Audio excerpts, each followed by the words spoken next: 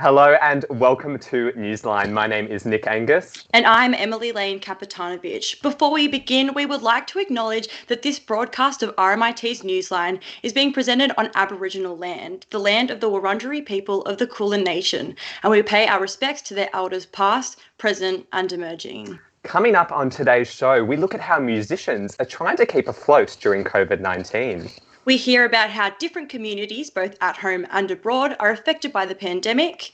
And we take a look at how video games are keeping us occupied and educated in these stressful times. But first, here are some of today's headlines. Victoria has recorded 7 new COVID-19 cases overnight, bringing our state total to 1,634. 2 of these cases include a student and teacher from a school in Melbourne's northwest. The Keilor Downs student had previously been linked to a recently reported family cluster. The teacher tested positive on Tuesday but had been working from home. The school has since closed for cleaning. The National Cabinet met again today after a 2-week break, the longest since it was ever formed. The easings of restrictions and public transport regulations were main topics discussed in the meeting's agenda. State and territory leaders also spoke to Prime Minister Scott Morrison about how the current restrictions are faring around the nation. President Donald Trump has signed an executive order challenging liability protections which are acting as the grounds for free speech on social media. The order would allow executive branch agencies to examine whether they can impose restrictions on social media companies. Today, Mr. Trump expressed that while Twitter continues to fact-check public tweets, it ceases to be a neutral public platform and becomes an editor with a viewpoint. More international news from Jessica Boland later in the bulletin. And Alan Jones has hosted his final show this morning, bringing an end to a 35-year radio career. The controversial talkback host opened 9 Radio's 2GB program with the news bulletin before signing off for the final time at 9 a.m. Following the advice from his doctors, Mr. Jones made the announcement of retirement on May 12th. Those were our news headlines for Friday, the 29th of May. As part of the global shift to online working and learning, Newsline this year has become a completely remote project. This week, we have gained a greater insight into the capabilities of the online space, with everyone as part of the Newsline team bringing their best to the program. Keeping with this theme of online learning, we're now going to move to our first package for today. As the curve flattens and coronavirus restrictions lift, there's plenty of talk about how schools have reopened. But there's less discussion about how or when universities will return to face-to-face learning. Nick Obst reports. Pre-coronavirus, this campus was full of people. Now it's like a ghost town. RMIT University shut its doors on March 23. Its students, like those at other Australian universities, were forced online. The new setup has created plenty of challenges. Liam is a screen and media student at RMIT. He's had a class cancelled and says the changes have impacted his learning in a hands-on course. Lectures aren't recorded for my course, so normally you have to go to class to learn stuff, and they bring out equipment for us to use and learn by just filming things, and we have missed out on that opportunity. There are over 1.5 million university students in Australia, and despite the recent easing of restrictions, it will be some time before they can resume face-to-face learning. It will take even longer for university life to return to normal, with any return likely to prioritise practical classes. This means that learning at home, despite its challenges, is here to stay. The lack of clear communication has added to the issues facing students. When they've delayed or cancelled my classes for one subject, they haven't given us a timeline for if we would get to do those classes in the holidays or any other time. They just, suggested without the hands-on experience, it was pointless to do, so we just delay those. However things pan out, there will be more challenges ahead for those looking to complete their education in uncertain times. Nick Obst, Newsline. With people all around the world stuck at home, RMIT reporters spoke to their friends, family and loved ones about their hopes and fears throughout the pandemic. Lachlan Fraser with this story.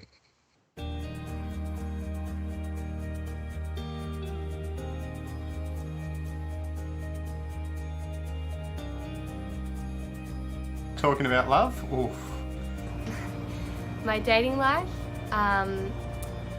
Definitely feels different to normal. I mean, I think that's a given. before COVID I went on 3 dates with this guy and I actually really liked him. Now we've just been talking non-stop for 3 weeks. It's really weird because I've never really done that before and I'm not much of a texter. We've been apart before, so as in living on other sides of the world while we're together. This situation is unique because it sort of feels the same, but you're so close. So we're not separated by, you know, ocean and 50 other countries. We're only separated by 15 kilometres. I haven't seen my grandparents for a month. I do see my mom, but I can't see my grandparents.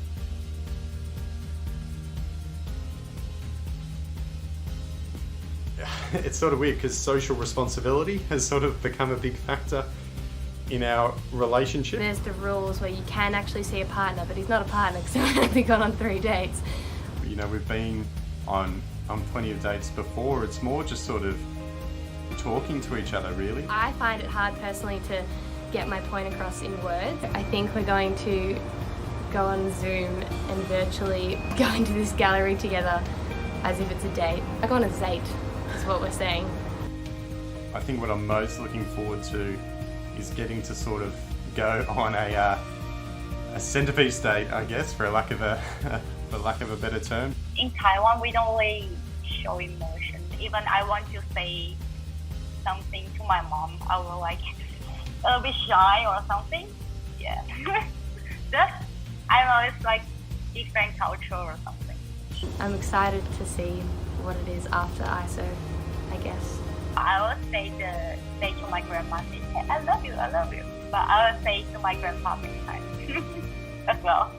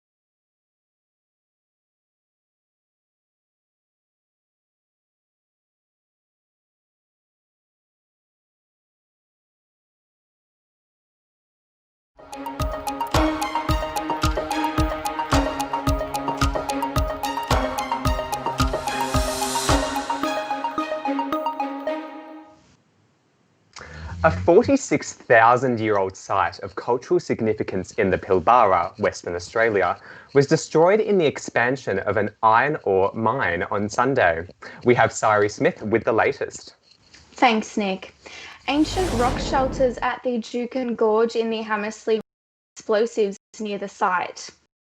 Mining company Rio Tinto had received ministerial consent to destroy or damage the site in 2013, falling under the outdated West Aboriginal heritage laws. Section 18 of this law allows landowners to apply for an exemption to laws that prohibits works that are likely to affect Aboriginal sites. Now, Australia sadly has a history of sites, with another in New South Wales being destroyed following the construction of the Sydney Light Rail last year. So, Siri, how much will the damages affect future communities? Well, the site is one of the oldest cultural heritage sites in Australia to show signs of continual human occupation through the last ice age.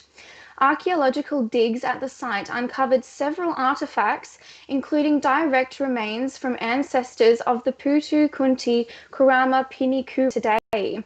But due to the outdated Aboriginal Heritage Act, unfortunately, the PKKP Aboriginal Corporation was unable to stop the detonation from going ahead, which means for future generations, the connection they would have to the site and the education they could receive from that will be significantly impacted. And Sari, how has the government responded to this event? Western Australian Minister for Aboriginal Affairs Ben Wyatt said in a statement that he was not aware of the blast or of concerns prior to the event. The Western Australian Government has now allocated a share of $250,000 to 13 not-for-profit Aboriginal corporations to preserve and protect the registered sites across the state. Now, Green Senator for Western Australia, Rachel Seward, said to the ABC that there is a bias in heritage laws and that there needs to be change moving ahead. It is a tragedy that an event such as this has occurred during National Reconciliation Week. 2020 marks 20 years of Australia striving to be a more equitable nation. However, the impact of the Rio Tinto blast will be a lasting impact, as the site can never be recovered once it has been destroyed. That was our live reporter, Sari Smith. The coronavirus lifted the jobs of almost everyone in Australia. Rising rates of unemployment has taken a toll on the mental health of many members of our community, but for musicians, it all hits a little harder. When music venues shut their doors indefinitely and lockdown was at its harshest, many local musicians had no steady income flow and were left navigating uncharted waters. EMILY-LAYNE KAPETANOVIC has a chat with some local artists about how they've been managing these newfound conditions. Being a musician is hard enough without having to abide by strict lockdown restrictions. Local musicians have had to get creative in adjusting to this new situation. Just technical things like getting a good recording of a singer remotely is a bit difficult to work out in these times if they don't have all the gear, or even if they have all the gear, they just don't know what they're doing. But as for everyone, it's hard to find a work-life balance when the lines between work and home are blurred. I think at first I was like, oh great, I'm going to finally have time to do all the stuff I wanted to do. And then, I don't know, I feel like when you start off with that mindset, you suddenly you feel overwhelmed with guilt almost because you're not spending all of your time making music. Just seeing people on Instagram or whatever, talking about how much they've been doing, it just I don't know, it had reverse psychology effects on me. All of a sudden the demand for time and working on all these projects that I want to work on, they just got too much. Live gigs are a major income stream for local artists, but with music venues shut, the internet has adapted by creating live-streamed events. The Delivered Live event has been a series of live streams which features sets from musicians to stand-up comedians. Faye Scott, who goes by the name Your Girl, said that without an audience, performing is quite different. Kind of before the show started, and I had to kind of just stand on the stage and be silent and wait for the camera to come onto me, because usually before a show I get really manic and talk. The cancellation and postponing of gigs has had an unprecedented effect on the Australian music industry. According to the I Lost My Gig website, the total loss of earnings from cancelled events is approximately $340 million as of April 27. Musicians and creatives need our support now more than ever. EMILY-LAYNE KAPETANOVIC, Newsline. The ripples of the coronavirus pandemic reach far and wide, often to unexpected places. One clear side effect of the world's response is to the detriment of the arts industry. Isabella Krebet looks into what it's like for a classical musician nowadays.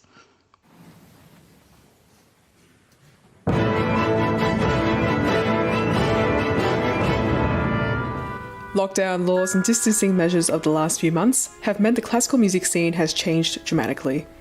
Here we see a performance by the Melbourne Symphony Orchestra, recently uploaded to their YouTube channel to keep the music going. But it will be some time before the not-for-profit can do anything like this again. In April, they stood down their musicians until further notice. Michelle De Corsi, a member of the MSO chorus and other volunteer-based symphonies, has had to busy herself in other ways in the meantime. When I can get flour, I've been baking.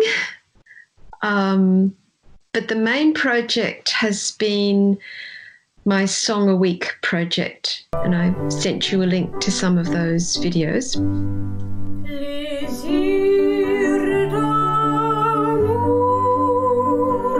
In Michelle's case, keeping afloat in the music industry involves travel, a complex annual calendar, and hours rehearsing.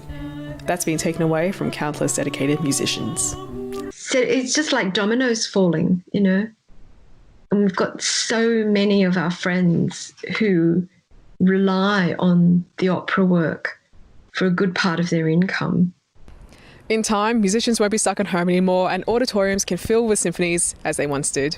Hopefully this means audiences can embrace classical music and even try to create themselves.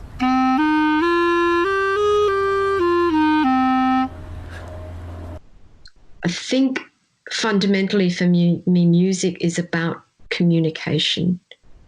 It's about communicating something, not necessarily something that's within me, but something important to other people, and sharing that.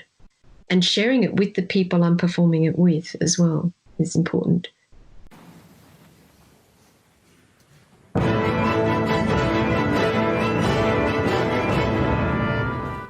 With people all around the world stuck at home, RMIT reporters spoke to their friends, family and loved ones about their hopes and fears during the pandemic. Yusuf Saudi with this piece.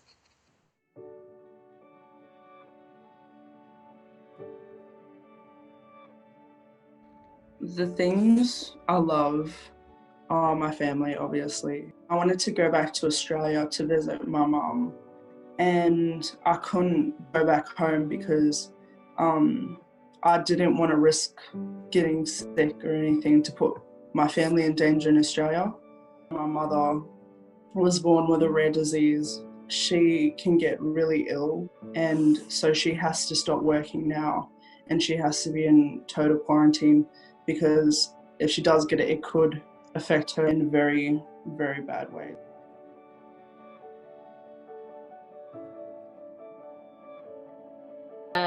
Go to coffee shops with friends and just like hang out, or go to like a brewery with friends, or just be with friends. I'm definitely an extrovert, so I like being surrounded with my friends. I also love learning Mandarin. Like, I just really love speaking the language and like being in China and being able to talk to people and like experience the culture firsthand. I have to spend more time living at home because I thought I was going to be here for 2 weeks, and now it's been 2.5 months. So I have my friend who has been going through a lot of mental issues. She has been in depression for a very long time, and she has not had a family in here. So for her to stay alone is the most terrible thing I could actually think about in this lockdown. I'm really hoping that in the next month or two, the US can really control the situation, but also the rest of the world. I really want to go back to China so I can continue living there and continue my life that I had there. The lockdown, not complete quarantine for about a month now, and I didn't realize how lonely I was.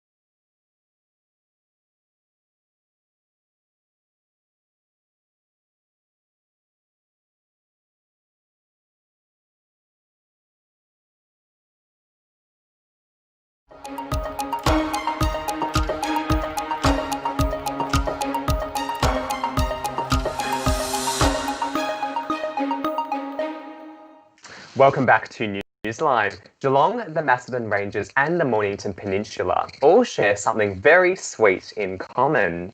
These areas fuel the Victorian wine industry.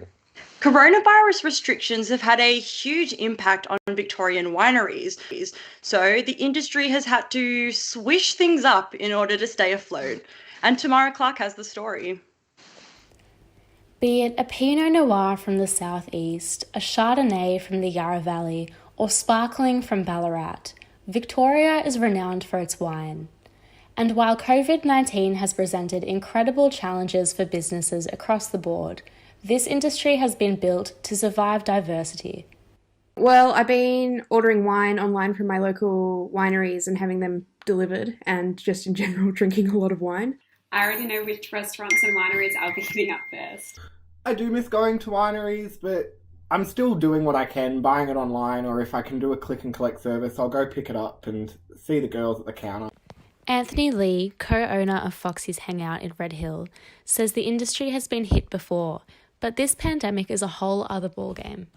The probably most difficult time that our industry and country experienced was the global financial crisis in 2009. But that was far more evenly spread and far more slow and predictable than this has been. We didn't see it coming. We didn't predict one thing that the government would do correctly. And it's very, very difficult to operate a business in an environment where the regulatory regime is unpredictable. During a time where positives are few and far between, some wineries are reaping the rewards of well-established customer retention and strong relationships with the community. So we've been relying on direct-to-customer sales. We've got a lot of great relationships with our customers that have been to the cellar door, and we've been emailing them and phoning them up and saying, hi, hello, Tamara, you came to our cellar door last year and you bought some wine and you gave us your contact details. I don't suppose you'd like another box of wine. And Tamara says, oh, that's sure. I went there and it was a nice place and the wine was good and you probably need a hand. So why don't you send me a box of wine? Here's my address. And if that wasn't a hypothetical conversation, you bet I'd say, why not? Tamara Clark, Newsline. That was Tamara Clark reporting, but now to international news, and Jessica Boland joins us. Jessica, what's the latest? Thanks, Emily. Global coronavirus cases have risen by over 85,000 in the past 24 hours, according to the World Health Organization, bringing the worldwide total cases to just under 5.6 million. There have been 353,000 recorded deaths from COVID-19. The US still holds the highest number of infection with over 1.69 million cases countrywide, increasing by nearly 25,000 cases since yesterday. The country has officially surpassed 100,000 deaths caused by the pandemic. Riots in Minneapolis continue today in response to the death of George Floyd while in police custody. What started as a peaceful protest on Tuesday morning has now escalated into acts of arson, rioting and looting, causing the Minneapolis governor to activate the National Guard. Prosecutors said a decision has not yet been made as to whether to charge any of the 4 police officers involved in Floyd's death. Staying in the US, President Donald Trump has signed an executive order aimed at removing some of the legal protections given to social media platforms. This follows Twitter adding fact-check links to 2 of President Trump's recent tweets. It gives regulators the power to pursue legal action against firms such as Facebook and Twitter for the way they police content on their platforms. This means, if the order goes ahead, platforms such as Twitter and Facebook, which are not generally held responsible for the content users post, will void their legal immunity if edits are made to the posts by the platform themselves, such as these fact-check links. The Chinese Parliament have officially approved the controversial security laws to override the authority of Hong Kong's Legislative Council. This legislation would ban acts that endanger China's national security, including separatism, subversion and terrorism, as well as allowing Chinese national security agencies to operate in the city. A detailed draft of this legislation is expected to be enacted within a few months. Critics of the legislation are calling it a killer blow to Hong Kong's autonomy and freedom, and thousands of Hong Kong citizens have taken to the streets in protest. Australia, in conjunction with the United Kingdom, the United States and Canada, condemned the legislation's approval. And finally, while some countries tentatively lift restrictions, South Korea has been forced to reinstate restrictions due to a significant increase in coronavirus cases. Public institutions such as museums, theatres and halls will be shut down again until at least June 14, after the country recorded more than 80 new cases overnight, their highest increase in over 50 days. That's all for international news. Back to you, Nick. Thank you, Jessica. At an anti-coronavirus lockdown protest in Melbourne last month, the crowd broke into an unusual chant. It demanded the arrest of American business magnate and Microsoft co-founder Bill Gates. And why? Well, Josh Martin tries to explain.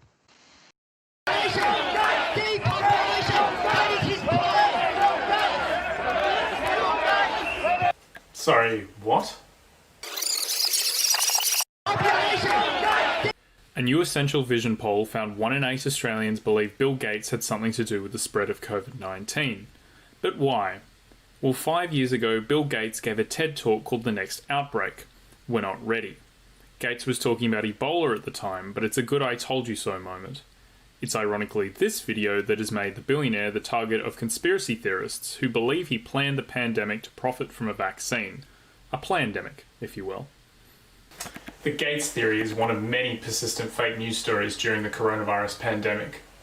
And fact-checkers have been left mystified as many just simply refuse to go away. Some of the wilder, crazier information that gets put out there, which is clearly wrong and maliciously wrong, is written in a way, it's almost like it's been psychologically tested or focus group tested to make sure it attracts maximum resonance. Most of this information is transmitted through social media. This poses a problem for fact-checkers like Russell, who are normally used to checking policy claims of politicians. You can check the odd thing that somebody takes a screenshot of and sends to you, or suddenly bubbles up on the surface and gets more widely shared. But we really don't know what the subterranean networks are really like. But what do fact-checkers need to be able to debunk these conspiracies before they reach the mainstream? But it requires resources, but it also requires a high level of cooperation from the platforms themselves. Until then, be vigilant. Make sure you don't end up like this. Joshua Martin in Melbourne, Newsline. Hydroxychloroquine, a drug that treats malaria and lupus, has been on the news ever since US President Donald Trump promoted its use as a potential treatment for COVID-19 back in March. Sayi Sri Ravi Shankar with the latest updates. So, Say, why is hydroxychloroquine starting to trend in the media again? Well, Nick, back in March, Donald Trump promoted the use of hydroxychloroquine as a potential treatment for COVID-19. He went on to say that he would take the drug himself as a preventative measure. Reports suggest that his claims that the drug could be a game changer in the pandemic prompted Americans to start stockpiling the drug, and it created shortages for people who actually needed it. It also ignited fears that people may attempt to self-medicate without fully understanding the consequences. However, last week, Trump admitted, and it was also confirmed by the White House, that he has been taking hydroxychloroquine for around 2 weeks now in consultation with his physician. However, his admission has reignited debate around the use of this drug in treating COVID-19. So, what has been the response from medical bodies to Trump's usage of the drug? Well, physicians have warned that there could be severe side effects from taking the drug, including interruptions to heart rhythm. This prompted the US FDA to warn patients from against taking the drug, saying it can be taken only under a strict hospital setting or during a clinical trial. Dr. Anthony Fauci, the director of the National Institute of Allergy and Infectious Diseases, said that based on the negative results that research has produced into the drug, he says it is quite evident that the drug has no effect on coronavirus. And on Sunday, the World Health Organization has also suspended its trials into the drug, saying after a paper that was published in a leading medical journal, which cited that patients who were taking the drug were at higher risk of heart problems and death. And on Wednesday, the WHO also said there was no evidence that hydroxychloroquine would effectively treat or prevent coronavirus. And so, Sai, how did India enter this particular conversation? Well, India produces around 70% of the global supply of hydroxychloroquine, and Reuters reported back in April that an Indian source who had knowledge of India's exports said India exported around 50 million units of hydroxychloroquine to the United States at the end of April. The Indian Council of Medical Research has backed the use of this drug as a preventative measure to coronavirus, despite safety concerns being raised. After an advisory that was issued last week, healthcare workers and frontline workers in India can now take the drug for up to several weeks under strict medical supervision. However, the disregard to the paper that was published in the Lancet journal, which prompted even the WHO to suspend its trials, has drawn criticism from physicians from across the country. Thank you, Sei. While the virus has forced us apart, it's also brought us together to reflect on how much our lives are changing. RMIT reporters spoke to their friends, family, and loved ones about their hopes and fears during the pandemic. Warwick Jones with this piece.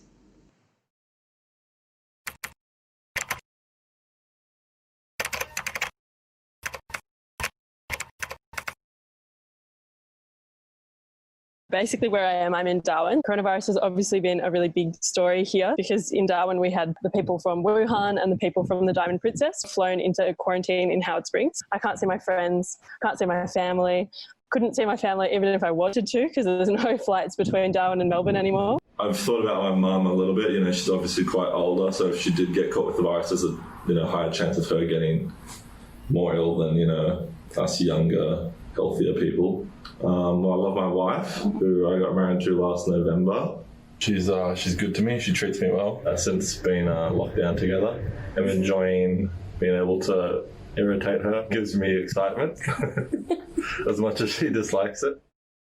There's just very much the responding to the fact that I don't have kind of structures in place really to support me.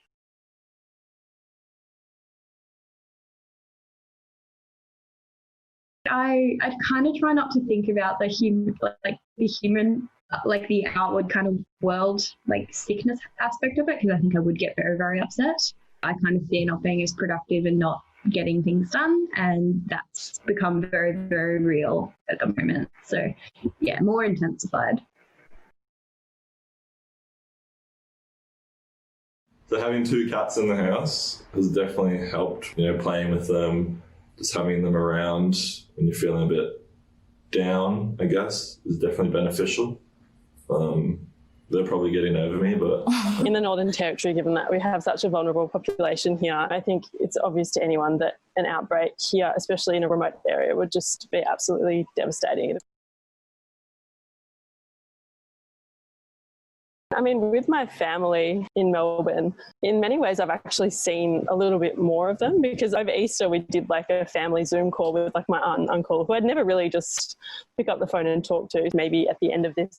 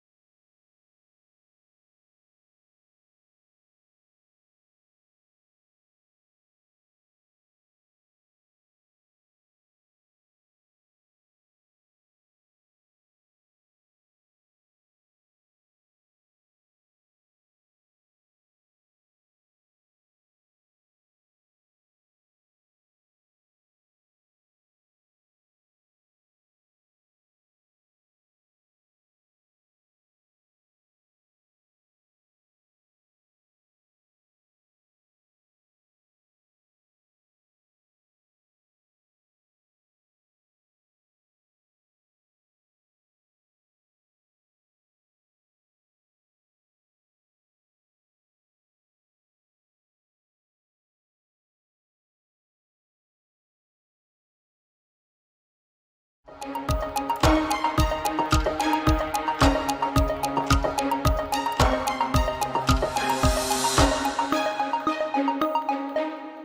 evening and welcome back to Newsline. We are now joined by reporter Samantha Burgess, who will be interviewing Henry Lee.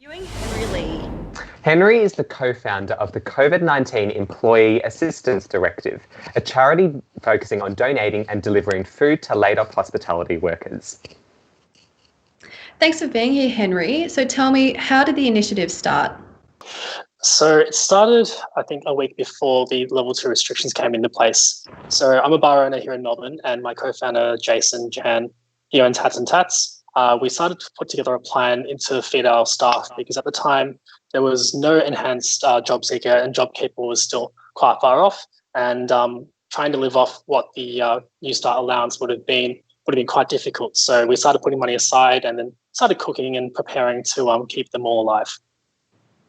And how have hospitality workers been impacted during the coronavirus?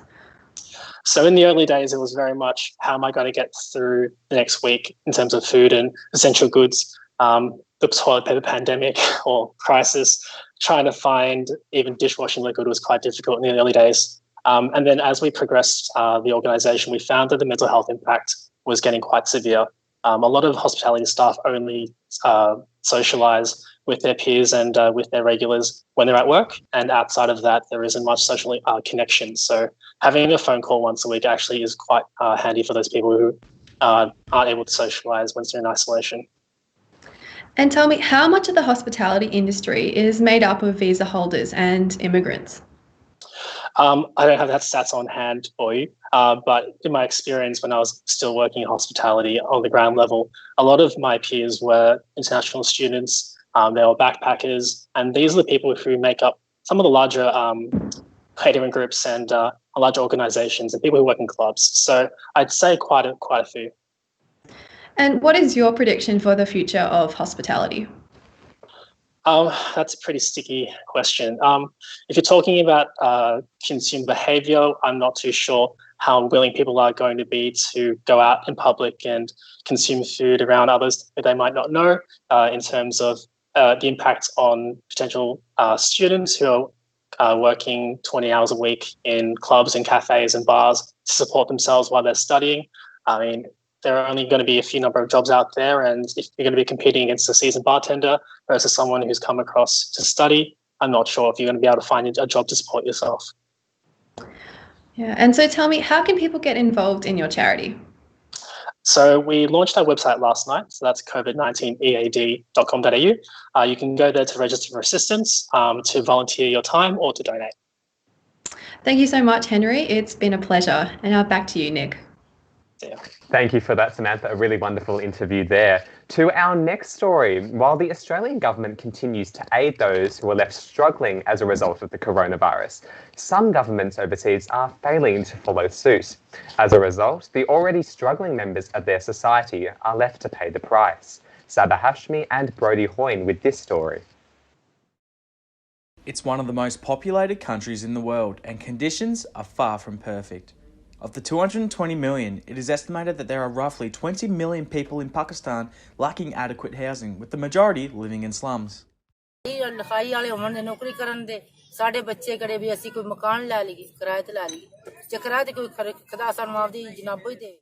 the novel coronavirus at large within the poverty-stricken nation, no aid has been provided to those in need by the government.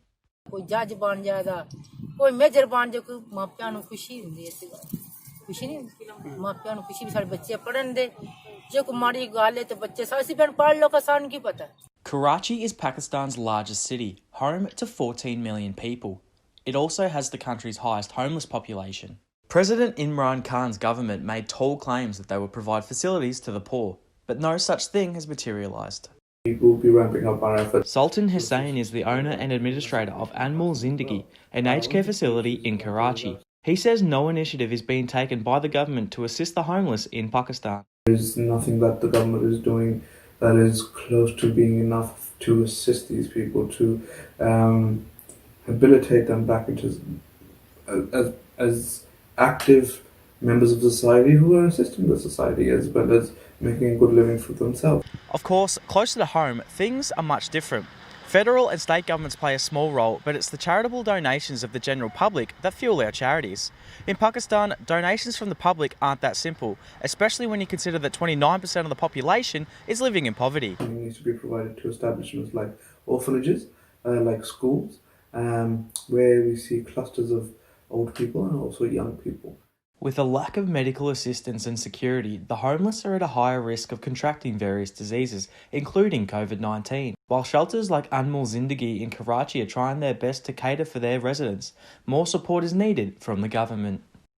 There is a very good likelihood that people of a certain age group are more susceptible than others.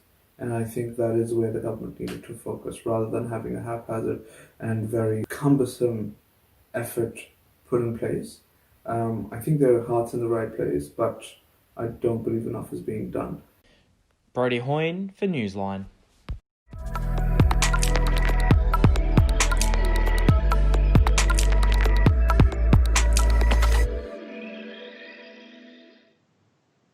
During the COVID-19 pandemic, every life has become a little extraordinary. On Tuesday, the 12th of May, RMIT journalists documented a day in the life of people across the world. Meg Swain has more. Around the world, coronavirus restrictions are causing many growing frustrations, even as many countries have begun loosening restrictions in recent days. Just 2 weeks ago, hundreds of anti-lockdown protesters took to the steps of Victorian Parliament calling for an end to lockdown. But for many, lockdown has been a matter of survival rather than a nuisance. Journalist Claudia Forsberg tells her story of life in lockdown. I was one of the first people to go into lockdown, and I'm probably going to be one of the last. There are a lot of things that separate me from my colleagues and my classmates. The most obvious one being is I have this physical disability. Normally, it's not considered a serious disability. What you see is what you get. I have weak muscles and I can't walk. And it's never been something that I've had to meditate or had to worry about in the past. But during this time, this particular climate of COVID-19, it's definitely become a concern again, particularly because there are so many unknowns about my condition, and there are so many unknowns about my ability to cope with something like COVID-19. I am no one in this house. I come from a family of 6 people. There's my dad, my mum, my sister, my brother, and my adopted brother, the fish, my baby over there, and we have the cat. I have carers come in daily to help me do things that I can't do on my own. One of those carers is Eva, and Eva's like my best friend.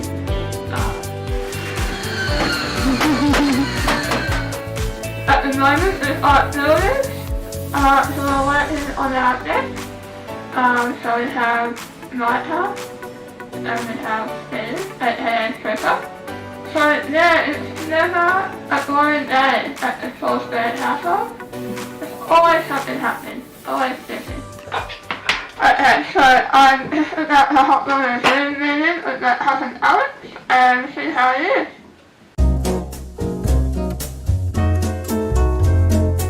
Hey! How's it going? It's good, how are you? Good.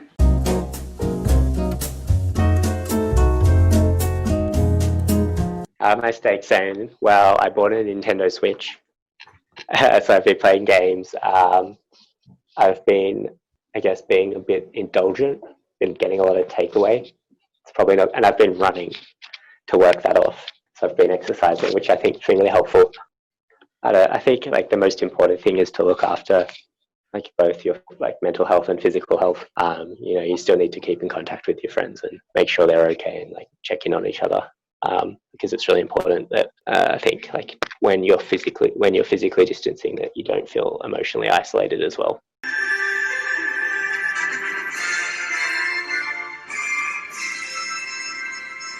Journalism students today have been given a once-in-a-lifetime opportunity to report on the pandemic, which, we've never seen the likes of. It's quite fascinating and it's quite exciting that we get to tell this story, what life is like under COVID-19, and I think that's a fantastic opportunity. Life under lockdown, if I'm being honest, is not as bad as I thought it would be. I think I'm coping pretty well, all things considered. I'm constantly surrounded by people who love me. I'm definitely considering myself one of the lucky ones.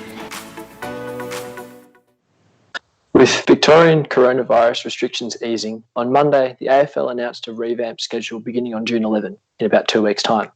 But the question on many Melburnians' lips has been what the players have been up to in their time off. Nick Hughes has more. So how's lockdown been for AFL footballers? Boring. That's probably the best way to put it. Those days where you can't do anything, that sort of gets on you a little bit. But despite the frustrations of being away from the club, Collingwood youngsters Isaac Quaynor and Tyler Brown have put the time to good use. Yeah, I've kind of taken it as a little bit of like a challenge to try and get ahead of a few people that might have had a better pre-season than me. Obviously, I didn't play that round one game, so there's a bit of a chip on my shoulder as well. So, you can try and turn the negative situation into a positive one, I think, and that's what I've tried to do. I think it's actually made me a bit, at the moment, my skills-wise, a bit better. I've been doing a lot of skill sessions, so it's an opportunity for me to work on specific stuff I need to. That up, Elliott on the up. Here is Brown. Gives it to his brother, who walks on through and kicks another one for Collingwood. The Browns combine and up they go in the box. Brown has been able to lean on older brother and Pye's teammate Callum while in isolation, as the pair push each other in their home training regimes. Able to do all my training with Cal, doing weights with him at home, going up to the Oval, having a kick with him. Just that extra layer of excitement. You're not just doing it by yourself and having to run by yourself or do something, which can get a little bit lonely. So just doing that for each other and making us want to come back and be better players. Despite being named in Collingwood's season opener against the Western Bulldogs, Brown's AFL debut was uncertain right up until the opening bounce. I remember I got told middle of the week, and at that stage we still didn't know if there was going to be a game going ahead, so I thought I worked pretty hard to get that spot. So it was just a good acknowledgement just to be able to know that even if there wasn't a game, that I would be playing and I did get picked for that game. For many, the dream is to debut in front of a packed MCG crowd. But for Brown, his Pies bow came in less than ordinary circumstances. It's definitely interesting. You think about AFL footy and you think about those big crowds, and it's just a weird feeling to see nobody in the stands. But as soon as you start playing, you sort of forget about that, and there was your teammate. So it just felt like a normal game once I started playing. With talks of reduced rosters to alleviate financial burden on clubs, some young players may find their spots harder to come by. But after missing out on selection for round one, Quaynor is ready to embrace the challenge of returning to the side when the season resumes. I'm a realist, and there's no doubt that it's going to be harder for me to get a spot. It is what it is. Like it's another challenge that I've got to try and overcome. And at the end of the day, like I'm here to play AFL football, not VFL. This man's a cool decision maker as well, Quaynor. Since his first taste of AFL football last year, Quaynor has developed a heightened sense of hunger and determination for continued success at the top level. Leading out strongly. I was kind of satisfied with playing VFL at the start. But now it's like obviously if I don't get selected, I don't get selected, and I got to play well in the VFL. Now I know that I can play at the level. I'm just pretty eager to actually get out there and actually show them what I've got. From the training ground to their own living room, these Pies are eager to get back on the big stage and pull on the black and white once more. Nick Hughes, RMIT Newsline.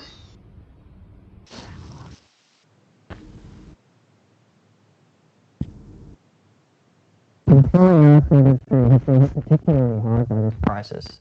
For Victorian dancers, lockdown restrictions have made training and rehearsing difficult, and it's still unclear when live performances will return. Earlier this month, the Victorian government announced a survivor package for their creative arts, which may provide something of a lifeline. But it's still perhaps a government report if online dance communities that have kept them up in the moment.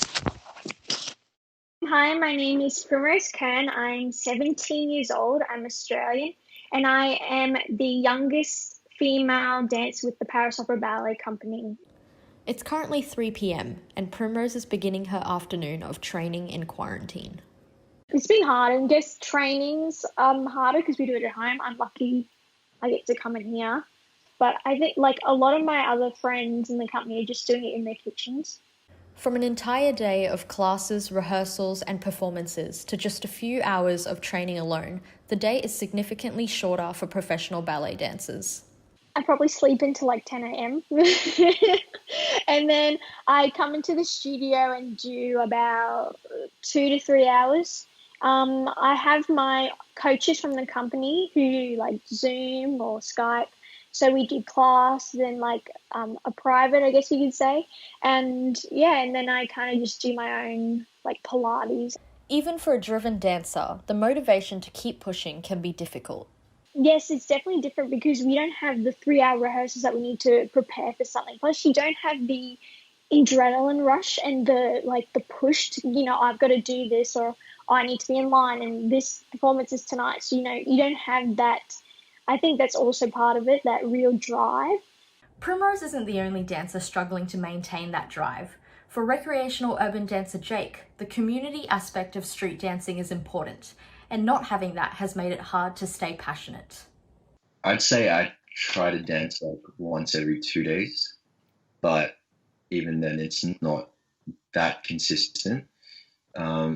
Just like being in isolation for so long, you kind of lose motivation over time. Things get repetitive and it's hard to keep that motivation going.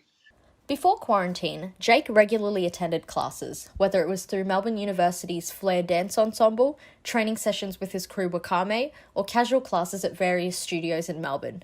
Now, he is trying to continue these through online classes. So tonight I'm taking an urban dance class, and it's run by this guy from the King of Hearts crew from the Philippines. And yeah, they're just a small little dance community wanting to share. So without the commitment of physical classes to attend, what is it that keeps these dancers motivated to continue training? The feeling of plateauing as a dancer is not really desirable personally.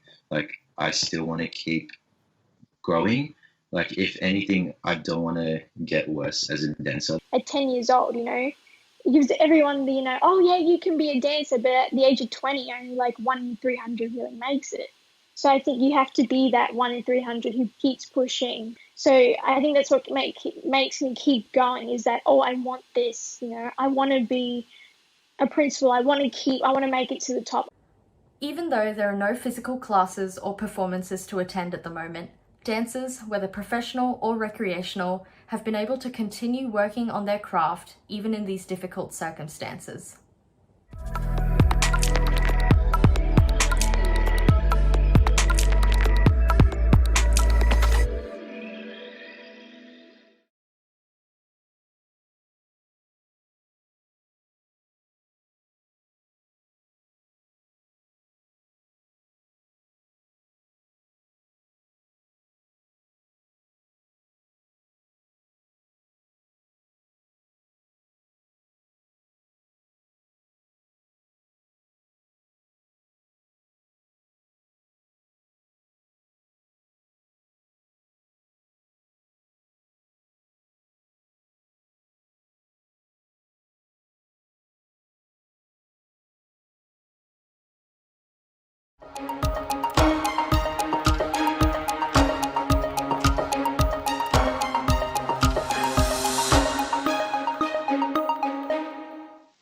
Good evening and welcome back to Newsline this Friday, the 29th of May.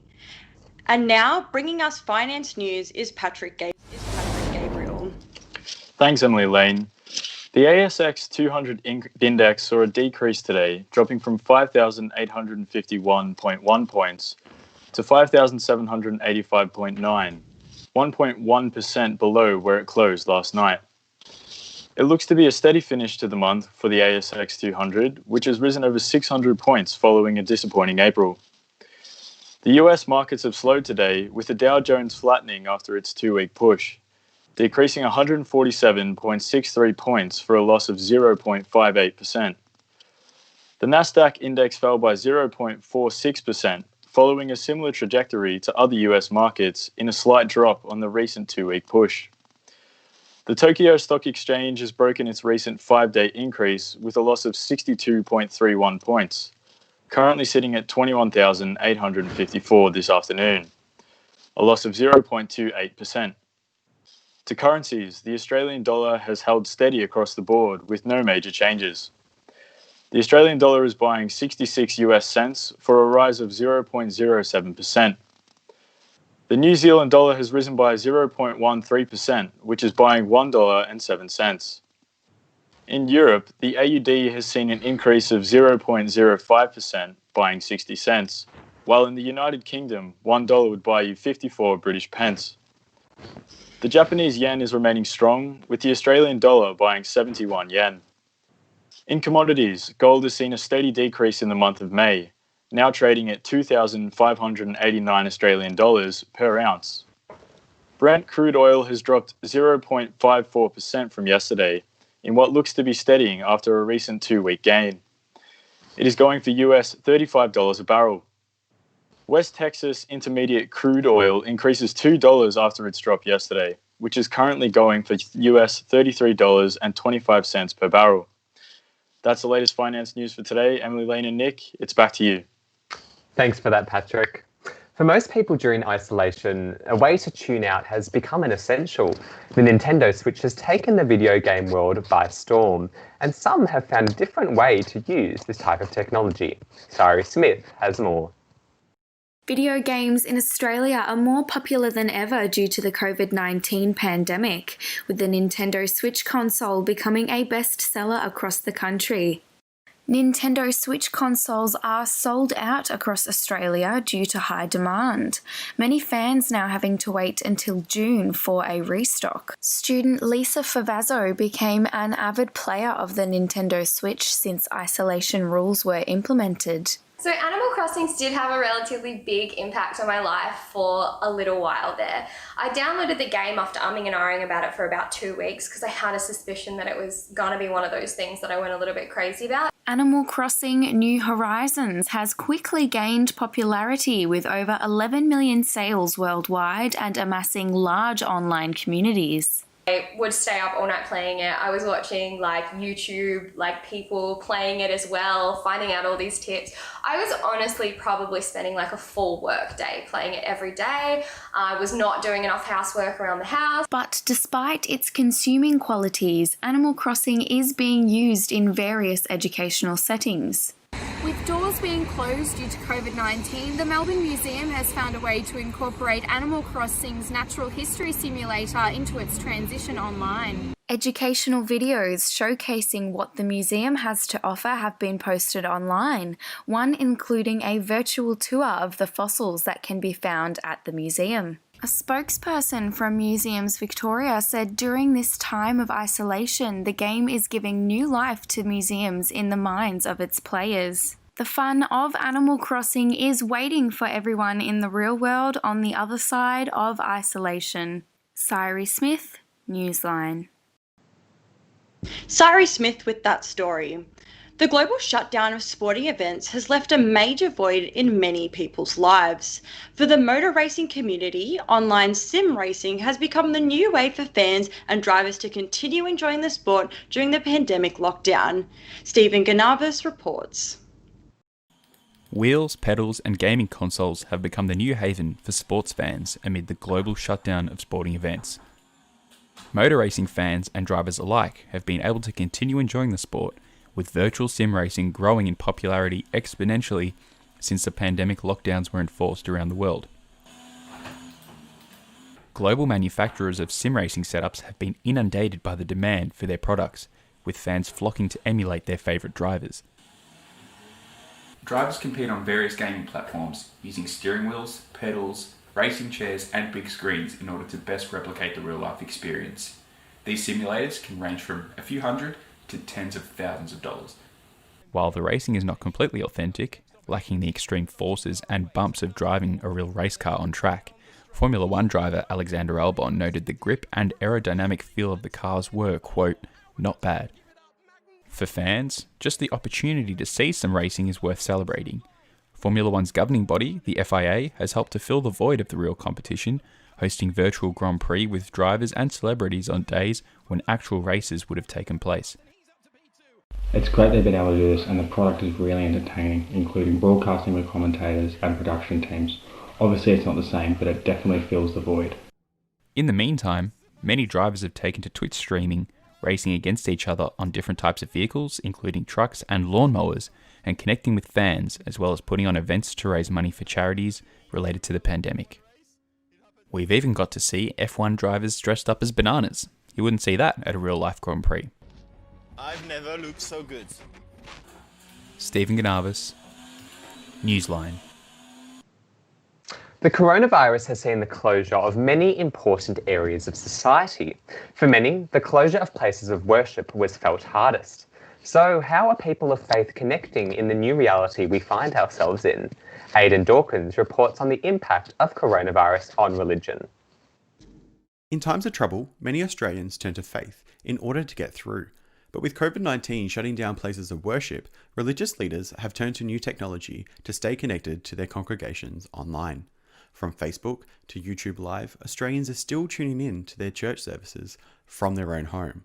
For Salvation Army Minister Kelly Walker, the new way of living has created the opportunity to embrace technology. We do Facebook Live now. We're also actually able to be on the local faith radio, so Live FM 105.1. They've actually given us an hour slot, so we're able to do a bit of music at the start for the first half hour and sort of do a bit of a sermon or talk or whatever you want to call it. Church attendance has declined across the last decade, but going online has actually seen more people connecting with religion. I actually think that the online thing's been really good for us. It's been a push, but it's been really good, and we don't want to see that gone. So however that's going to work, we'll wait and see. But for Australia's most religious demographic, those over 65, they're also the largest group not to have an internet connection. They've had to turn to more traditional ways to stay in touch with their faith and their faith communities. We do our own little Bible reading of a morning and have a little reading out of daily blessings, so we do that on a personal level. For May, faith didn't close with the building, but it's actually grown stronger through the way her community has come together to support each other. Our church family have stood by us, and some of the younger members have been texting, and we've had people asking us, do we need any shopping done and things like that. While the coronavirus has disrupted many aspects of life, for May, it's made her faith stronger. So it's turned my thoughts to who am I as a person? How do I handle this as a person? And I think I've gained a deeper faith over it. Aidan Dawkins for Newsline. Foothills Community Care is a non-for-profit organisation that has been running free meal nights for those in need for 20 years. Now, with more people experiencing financial strain, they have had to significantly increase their production. Sam Watson went to Ferntree Gully to see the local heroes in action. Beef and chunky beef and vegetables. There's tomato soup. Foothills Community Care started 20 years ago, when Stephen Barrington wanted to provide a place for all people to enjoy Christmas lunch. Every Monday and Wednesday night, Stephen and other volunteers have been providing free meals and offering a dining area for people in need. Now with coronavirus restrictions still in place, they can't open the dining area, but takeaway and delivered meals have become very popular. And so across all of our programs, our 2 community meals and community casseroles, we've gone from distributing about 200 meals a week to about 600 meals a week. This is the hall where members of the community are usually able to sit down and enjoy their meals together. Now, because of coronavirus restrictions, they have to enter the hall one by one and select the items they need. The increased need for meals has meant the volunteers at Foothills Community Care have also been under the pump, especially kitchen manager Alan Deans. It's a rush. There's a lot of pressure. I get a little bit grumpy, but it's all, everyone understands and everyone chips in and does a really good job.